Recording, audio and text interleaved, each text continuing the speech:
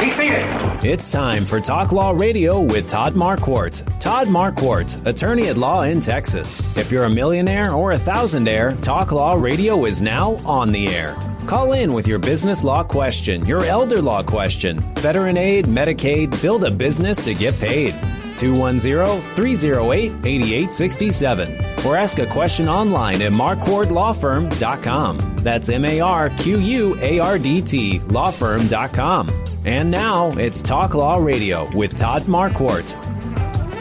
Welcome to Talk Law Radio. I'm Todd Marquardt, on the radio, on podcasts everywhere, on Facebook, on YouTube, and on talklawradio.com. Today we're going to be talking with Adam Turcotte, who's a local gunsmith. His business is called 10X Arms. And we're also going to be talking with one of Financial Planning HQ's longtime clients. Usually we have Steve, Jacob, or Joseph on the show giving our financial focus.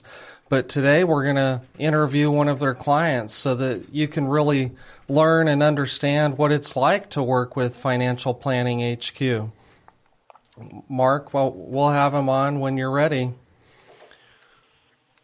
Chris, you're live on Talk Law Radio. How are you today? I'm doing fine, thank you.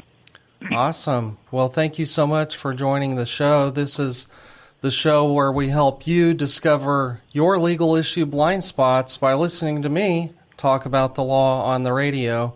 But Steve, Jacob, and Joseph give us the financial focus segment. And so today we'd like to talk to you about what it's like to work with them. Are you ready for that? Certainly. Okay. So what made you seek out financial planning in the first place years ago when you first started working with them? Well, I was coming up on retirement from the company that I had worked for, and I talked to my oldest brother, who has a couple of degrees in finance, and he says, well, the first thing you want to do before you look for a money manager is you're going to want to look for a fiduciary, because they're the person that keeps everybody honest. And then once you are in hands of a fiduciary, you can go ahead and talk about your money manager and how to plan for your retirement cash flow. Okay. And how was it that you met Steve in Financial Planning HQ?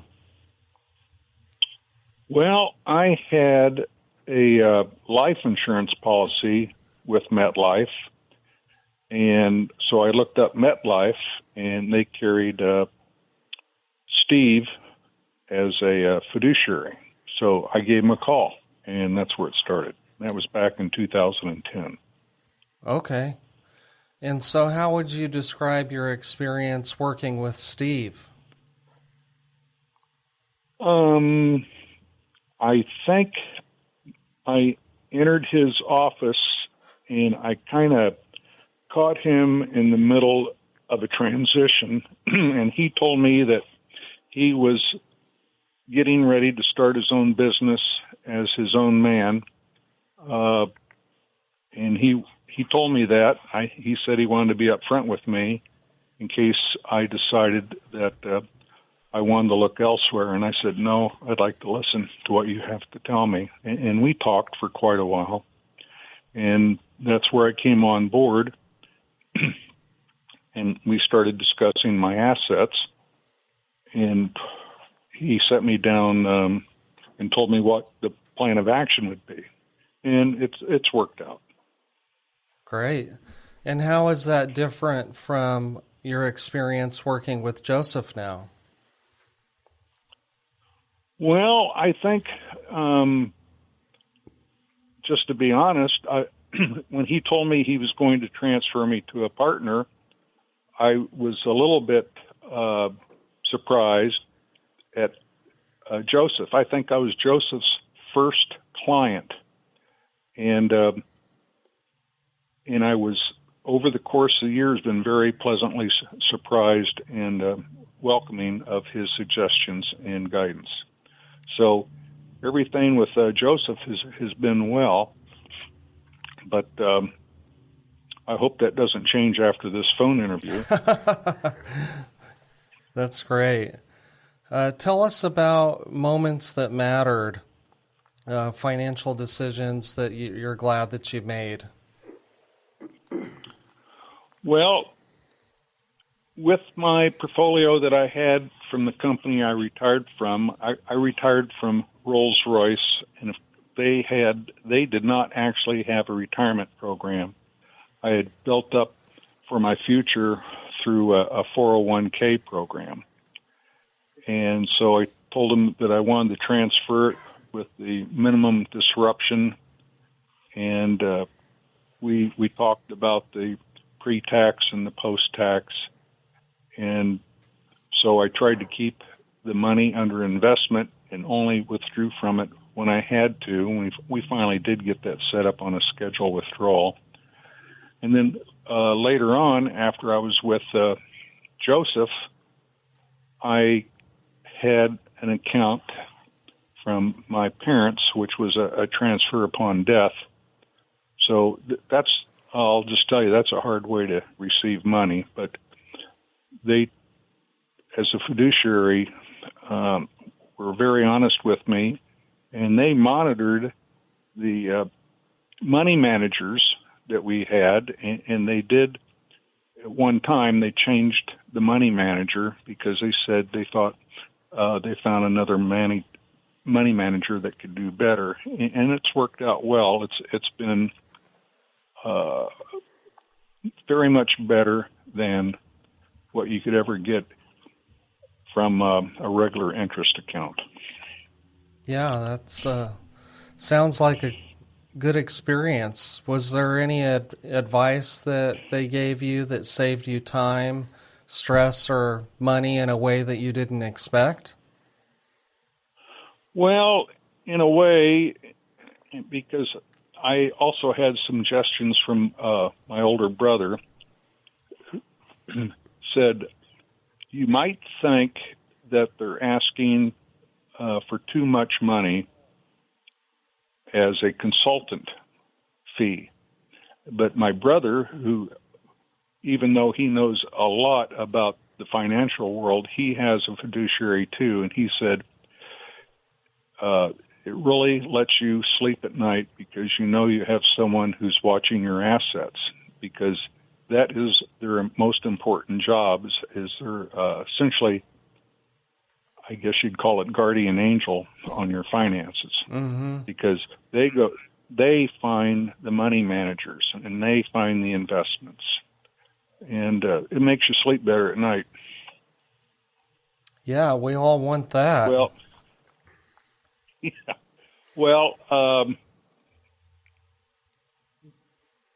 what did you think financial planning was like before you started working with them? Well, I really didn't have any formal courses in buying stocks or buying investments.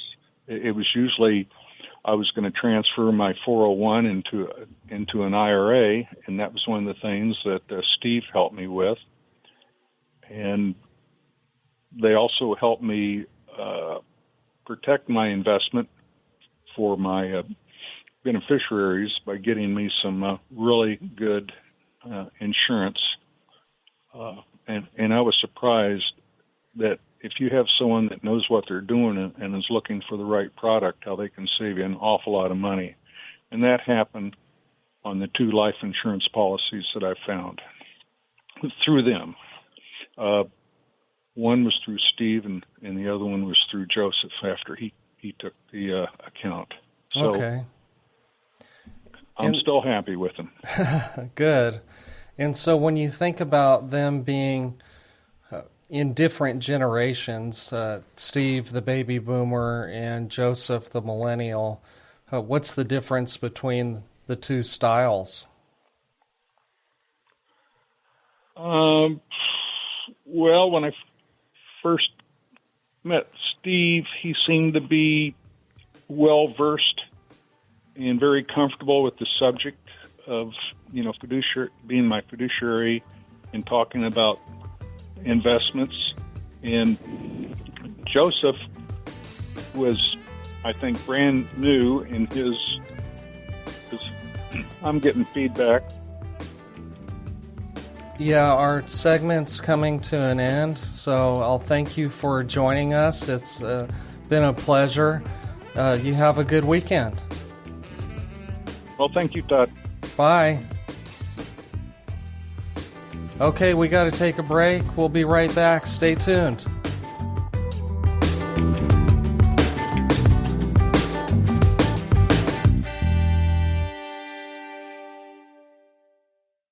Are you confident about your financial future? What if you had a clear financial roadmap and a team holding you accountable to make the best financial decisions no matter what? At Financial Planning HQ, Steve and his sons, Joseph and Jacob, have been helping San Antonio families since 1987 with inspiring, intelligent financial strategies. Whether it's achieving or maintaining financial independence, becoming more tax efficient, or building business wealth, we create a comprehensive, written lifetime financial strategy that's uniquely yours, based entirely on what's important to you. Don't leave your financial future to chance. Call Financial Planning HQ today at 210-685-2722. That's 210-685-2722. And take the first step towards financial clarity. That's Financial Planning HQ, inspiring financial strategies for San Antonio. Remember, 210-685-2722.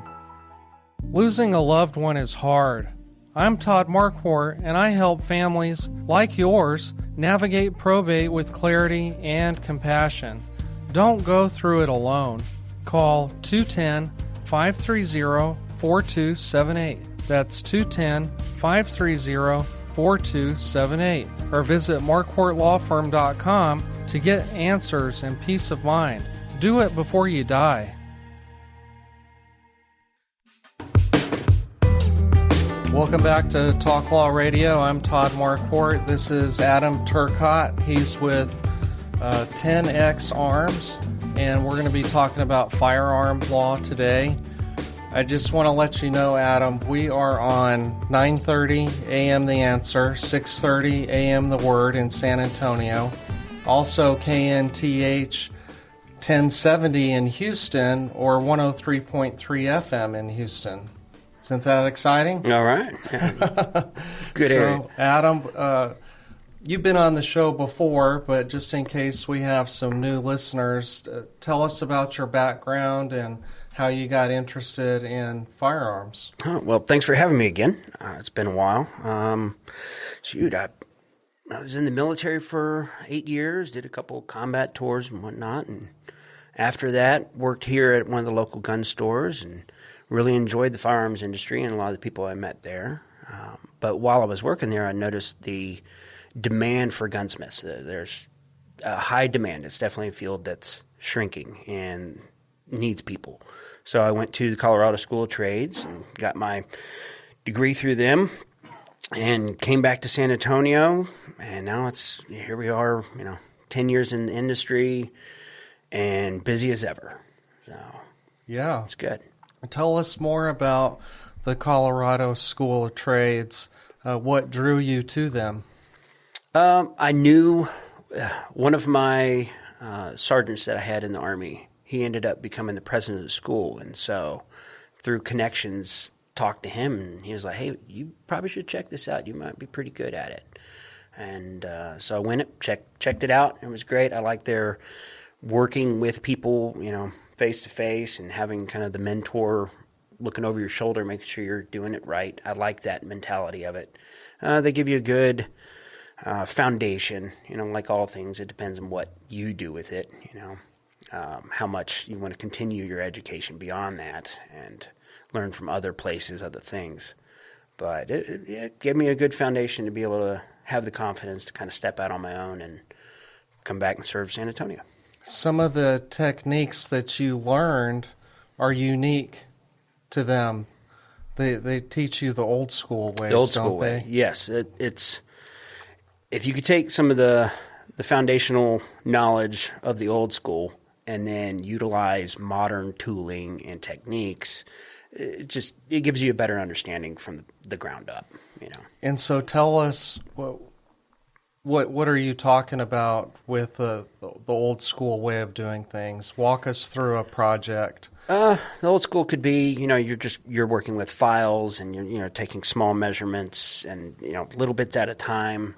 Whereas if you turn around now and we have CNC machining, and you can get, like if I'm chambering a barrel, there's the old school way of chambering a barrel, and then there's some of the newer techniques when it comes to the precision rifle world that, hey, you need to have these kind of toolings to be able to achieve tighter tolerances. So that's where you're taking the old school foundation, but improving upon that for better results today. Because with the CNC world now, I mean, if you're not getting sub-MOA rifles, then something's really wrong, Whereas that used to be something to really, that was a big deal. Hey, I have a sub-MOA rifle. That's great. Nowadays, if you don't have that, then okay, something's going on. Somebody didn't do their job right. Something was engaged properly. So, yeah, it's now is the expectation. Yeah. Yeah. Okay, so you went to school. Now you've been doing gunsmithing. What do you do for fun?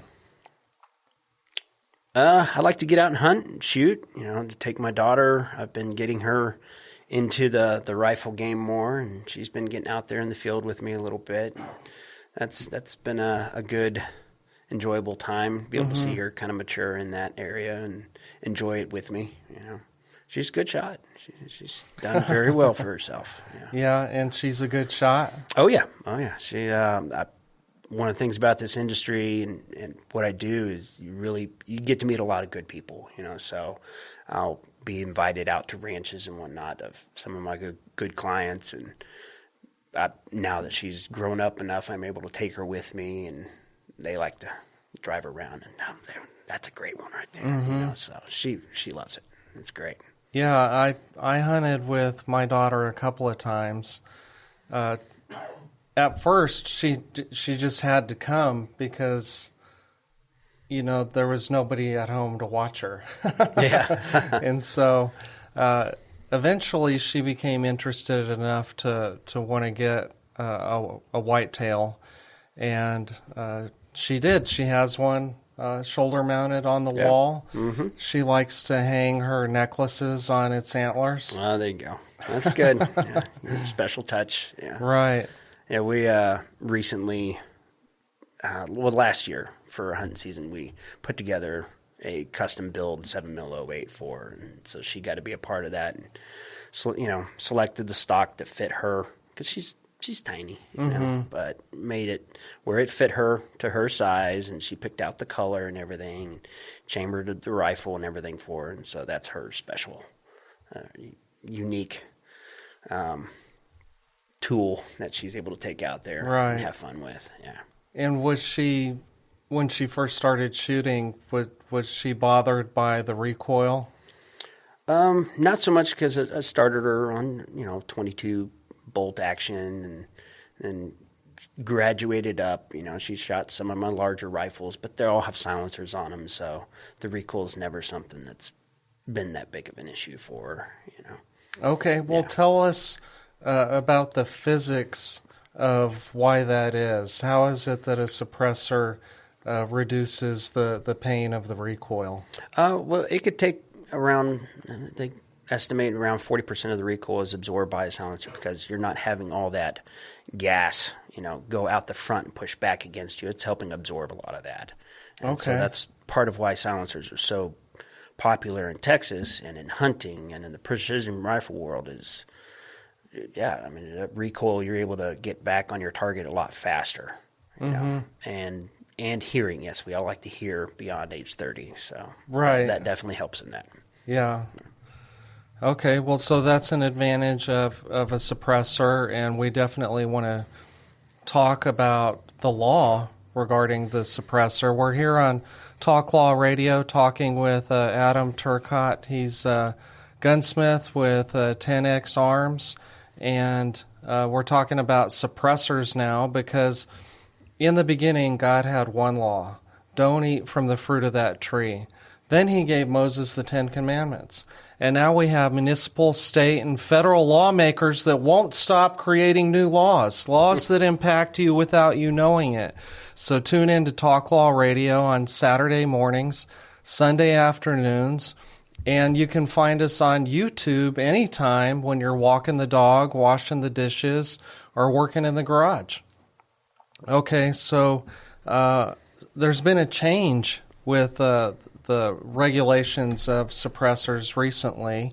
There used to be a $200 tax that you had to pay when you were filing an application to purchase a suppressor, and now it's a zero tax. Right. And so how has that affected your work? I do a lot of barrel threading because, they removed the barrier of the $200 tax. The silencer demand has definitely gone up. And the industry, you're seeing a lot of 3D printed suppressors. That's definitely changed the game to where they're able to do some tech, builds that are definitely not as simple as the old cup baffle style. Now they're able to do a lot with moving gases. And because of that, like I said, barrel threading, I do a lot of it. So you said a 3D printed suppressor? 3D printing, yes. They could 3D print Inconel and titanium and everything, and they're able to... Oh, with metal? Yes. Okay. Yeah, it's basically like a laser welding of metal dust, and they're able to build up a silencer with cavities that just they were not able to do before by your standard manufacturing. So because of that, it's just another thing where things run better.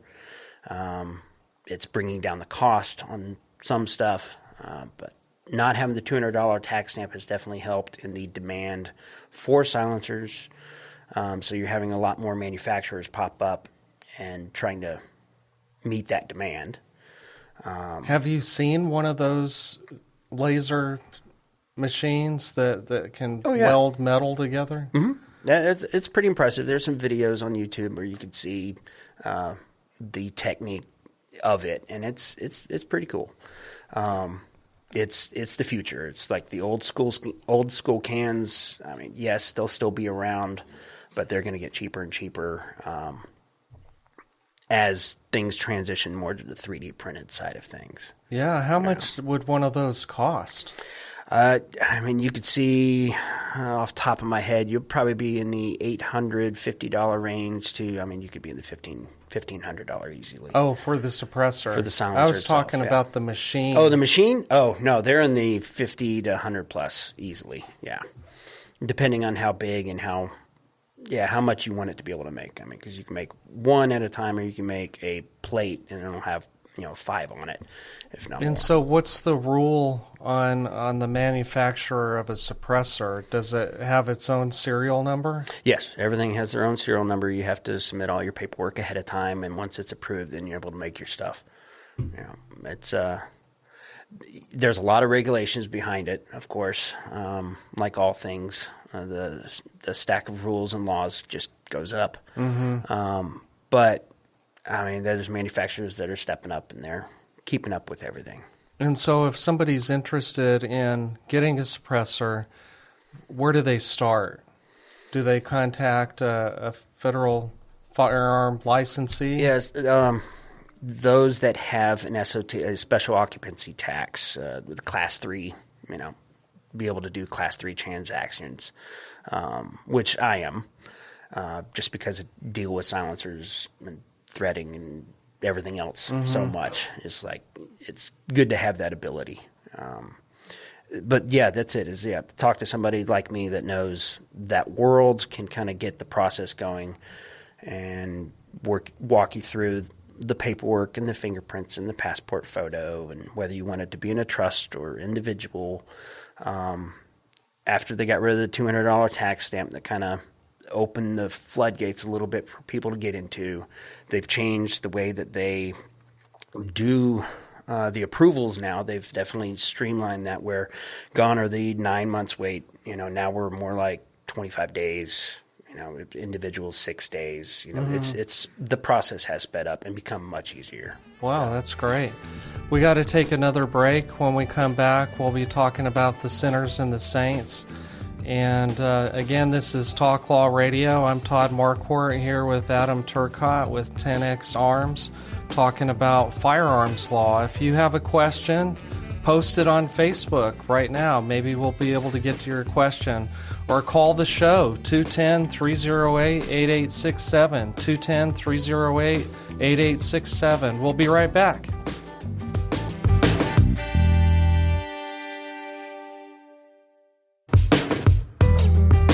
Welcome back to Talk Law Radio. I'm Todd Marquardt here with Adam Turcotte with 10X Arms. We're talking about firearm law. Last segment, we were talking about suppressors.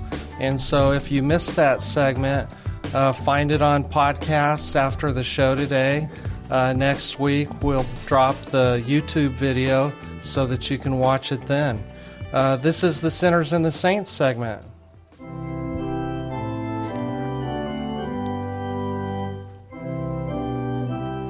I like the organ music because I don't know about you, but I like to attend the traditional services. Yes. You do too? Yeah.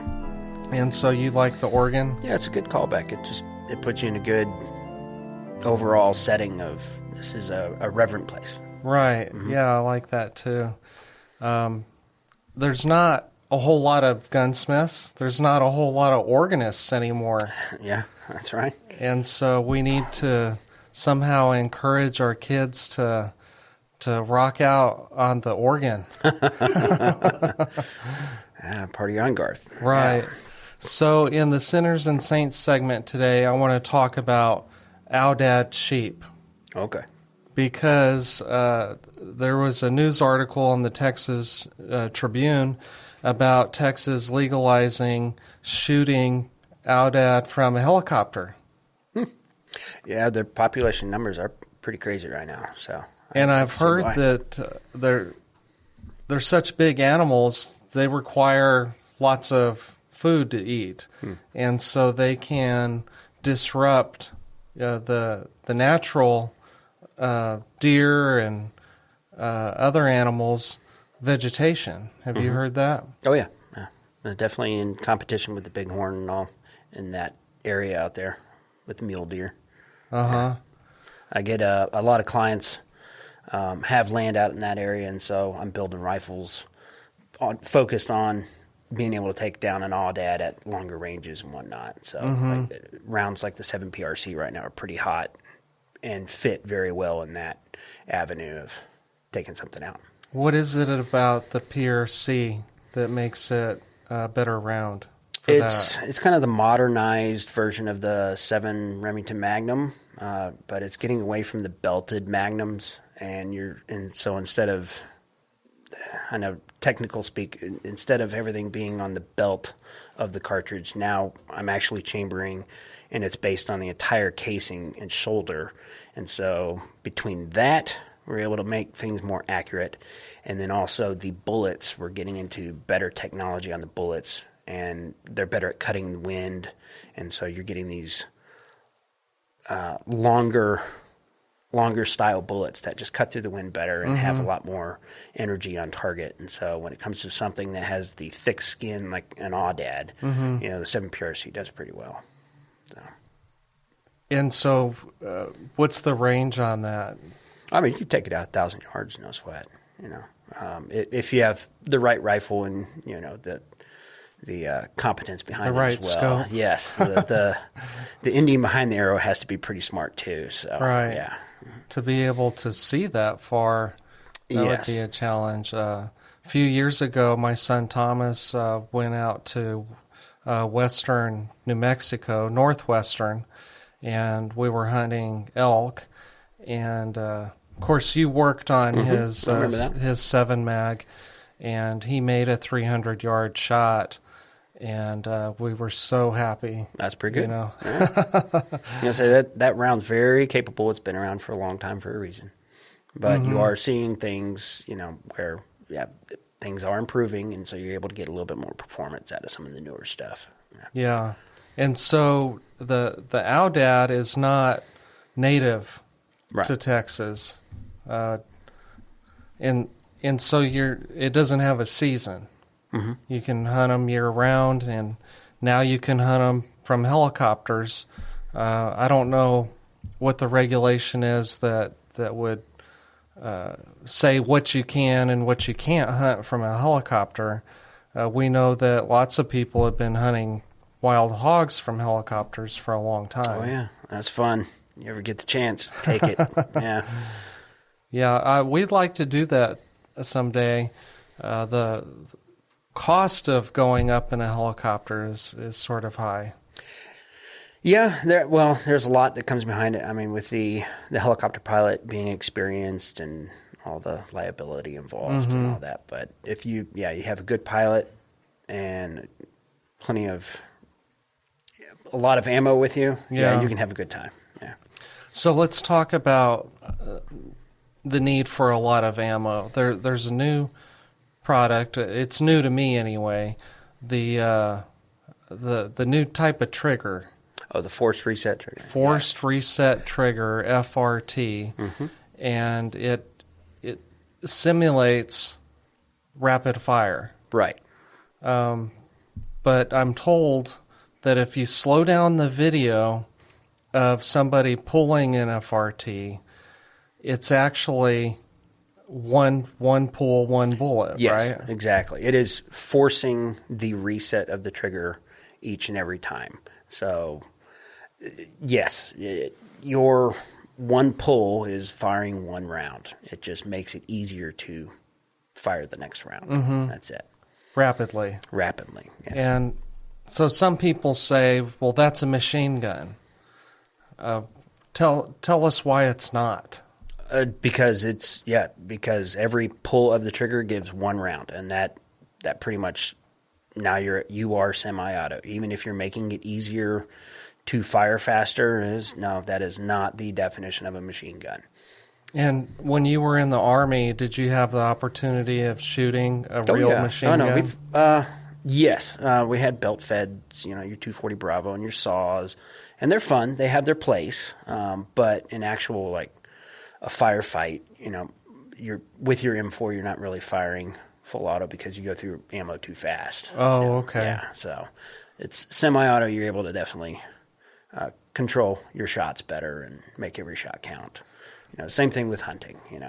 We don't want to take a belt for hunting. Right. So. That wouldn't be ethical. No. Yeah, it'd be a waste of animal and ammunition. So. Right. You don't want to tear up the meat because you want to be eating that later. Mm-hmm.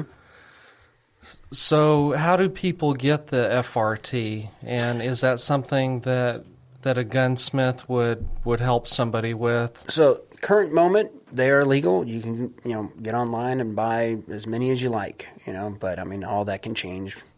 With the next presidential change. So there's a lot of uncertainty around that.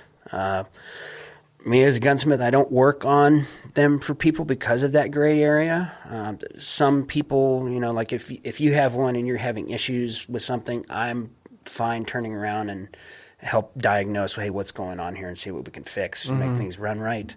But I'm not going to, buy it for you and sell it to you type thing. Just because of that gray area of things can change in the future and you never know. Do you know of anybody else that does? Gunsmiths or firearm dealers that will install that? Have you heard of? No, not too many. I'm sure there's plenty of cousins and uncles that are happy to do that for them, but it's just kind of like with the pistol braces and everything else. It creates this gray area of uncertainty where it's, all right, how much do we really want to dig into this and invest in this just to have kind of like the 80% receivers, just to have the ATF turn around and go, okay, now this is illegal. So you just have to be careful long-term thinking in that regards. Yeah. Well, we're talking about firearm law today with Adam Turcotte with 10X Arms, and you're listening to Talk Law Radio. If you're in Houston or San Antonio, give us a call at the station.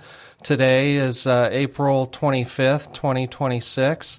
You can Ask a question, 210-308-8867, 210-308-8867. So in the last couple of minutes, I just want to go over some other uncertainty that we can address in our last segment. You mentioned the pistol brace. Mm-hmm. That was classified as a short-barreled rifle under the President Biden administration, so we'll be talking about that. And we want to talk about suppressors, the triggers, and also what's been defined as a high-capacity magazine. I'm using air quotes there. Magazine, yes. Normal magazines or lower capacity magazines. The magazine is the thing that holds all of the bullets in it. And if you're using a semi-automatic rifle or pistol, mm-hmm. it sort of feeds itself, right? Yes. Yeah. Is that how you would describe that? Design that's been around for over 100 years. I mean, it's an old design, the idea of a magazine and the semi-auto rifle. So when it gets kind of a black eye in today's media, I don't get that one because, we're talking about old tech. Uh-huh. Well, it's because of the sinners out there, bad people, evil people that want to kill other people. They'll do that with a firearm or they'll do that with a knife. I mean, we hear of news reports across the pond in England and other places where there's mass knifing attacks. So and if you ask me, I think the most dangerous tool that we have in society is the automobile. Oh, yeah. I mean, you just have to be 18 years old and they'll give you a driver's license.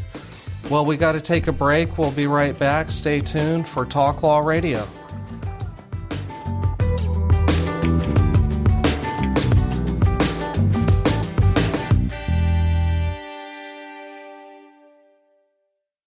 Are you 100% confident that no matter what happens in the financial markets, economy, or world events, you will achieve your financial goals? If not, we have a process to get your financial house in perfect order and keep it that way forever. Your financial future shouldn't be a guessing game. Planning, advice, organization, and accountability are deliverables you should expect. For over 35 years, Financial Planning HQ has been San Antonio's trusted partner for comprehensive written lifetime financial strategies. Steve and his team, including sons Joseph and Jacob, don't believe in a one-size-fits-all approach. Instead, they create a personalized financial roadmap for you based on what's important to you. As an independent registered investment advisor, they're not tied to any big corporation's products. They work for you, creating inspiring, intelligent financial strategies that put your interests first. Call Financial Planning HQ at 210-685-2722. That's 210-685-2722. Losing a loved one is hard. I'm Todd Marquardt, and I help families like yours navigate probate with clarity and compassion. Don't go through it alone.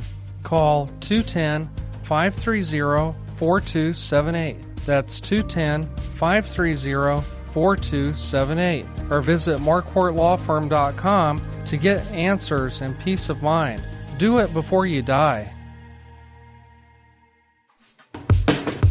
Welcome back to Talk Law Radio. I'm Todd Marquardt here with Adam Turcotte with 10X Arms.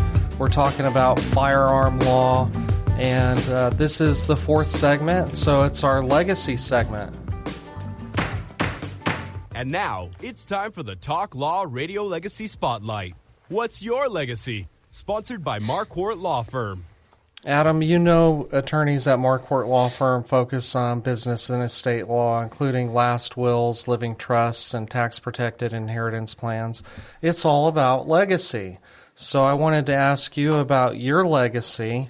I know that you have a daughter, so that our children are a natural legacy that hopefully we leave behind. What do you hope and wish for her future? What kind of impact do you want her to say that her dad had on her? I want her to have the the confidence in herself and be able to tackle all the struggles that life's going to throw at her, and know that she's able to do it, but at the same time, know that I'm there to fall back on if need be. That's where, like, taking her to the range and having her be comfortable defending herself if need be. She's growing into that very well. Cool. Yeah. Do you hope that she follows into your footsteps as a member of the Army? I don't know. I mean, I could see that being an avenue possibly, but I will definitely try to steer her towards something where, all right, if you're going to join the military, find something that you can have a career at, and be able to continue outside of the military if you choose to. Whereas for me, it was a little tough to be like, I can walk a long ways and carry a lot of weight and shoot a rifle. Great. Find a civilian world for that. Right. It's a little tough. Yeah.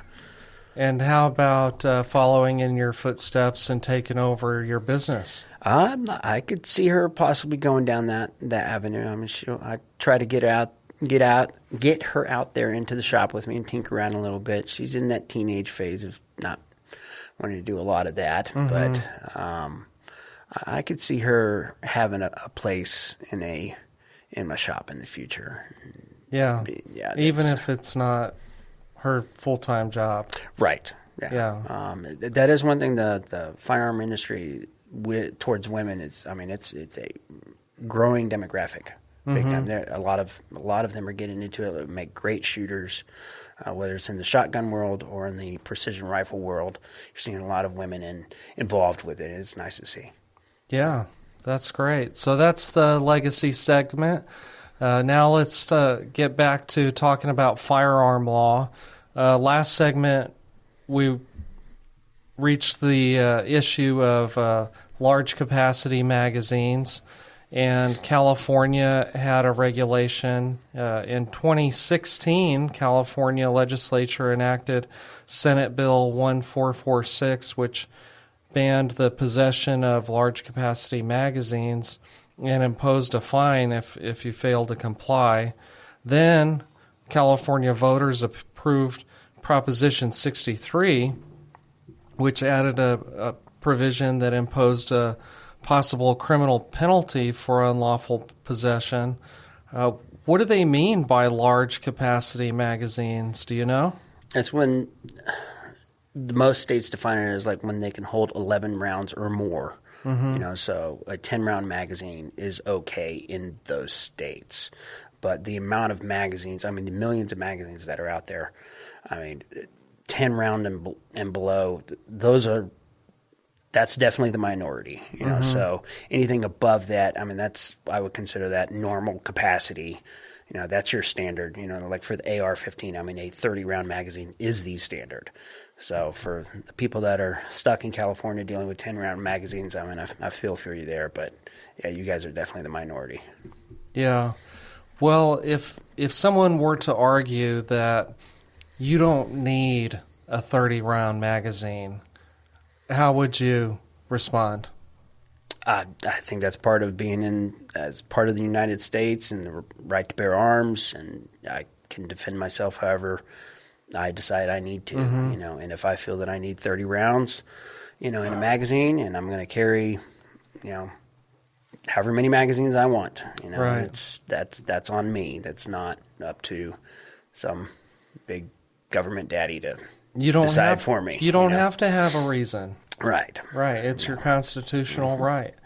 And so if this case goes up to the Supreme Court, they're going to analyze it based on historical use. And I think that you just said that it's been around for a long time, and a lot of the population has them now. And I think that's part of their analysis as well. Right.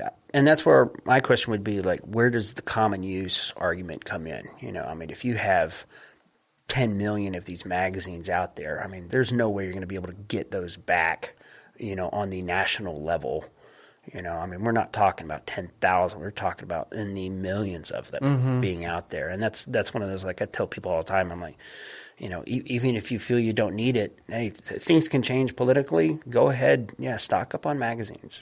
Stock up on ammo. I mean, it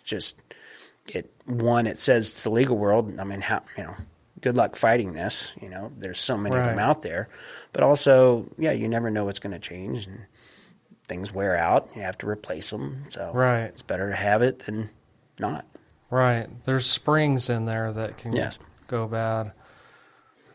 We talked about the $0 tax, but we didn't for suppressors for those regulated NFA items. Mm-hmm.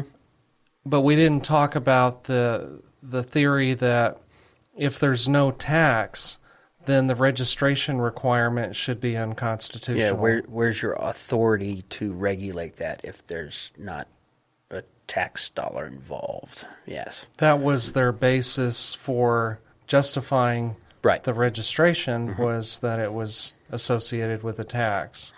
And so if that's gone now, same thing with short barrel rifles. It's like, okay, if I have to file paperwork, but there's no transaction involved money-wise, then what do you have to do with this?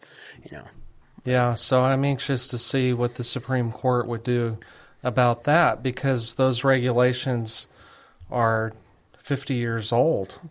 Yeah, I'm sure it's just a matter of time before we get a case before the court kind of tackling that issue. Mm-hmm. Okay. So the 0% tax, I want to talk about the 3D printed guns, the 80% receiver. Right now, you're not seeing as much of a demand for that. I think a lot of that when you do have a different party in office, there seems to be a little bit more freak out about some things like that of, hey, don't take this away from me type thing. Whereas right now, and that's where you kind of see the industry, the Trump slump of sales and focus on 80% receivers and all.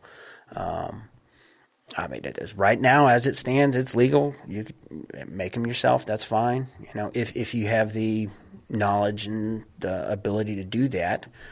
But that can all change, in the next few years pretty quick.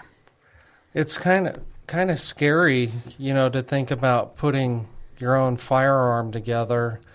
I would imagine it could be dangerous. Yes, there's and that is one of those where the AR-15 kind of got the it's like Legos for men.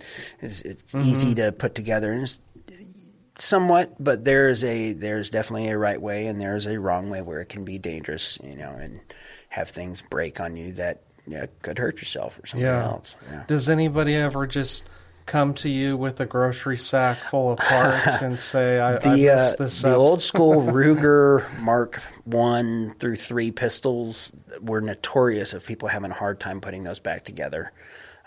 They've since changed that design, made it easier, but yes, that is one of those that I've had quite a few times. Somebody bring to me in a Ziploc bag of, I don't know how to put this back together.